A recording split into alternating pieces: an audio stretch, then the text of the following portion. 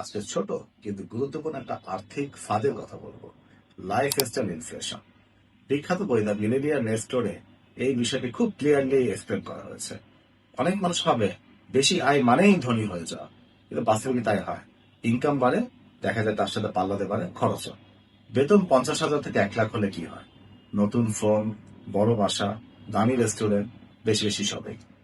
মানে ইনকাম যত বাড়ে, লাইফ স্টাইলও দেখে যায় পাল্লাতে একই হারে বাড়তে থাকে।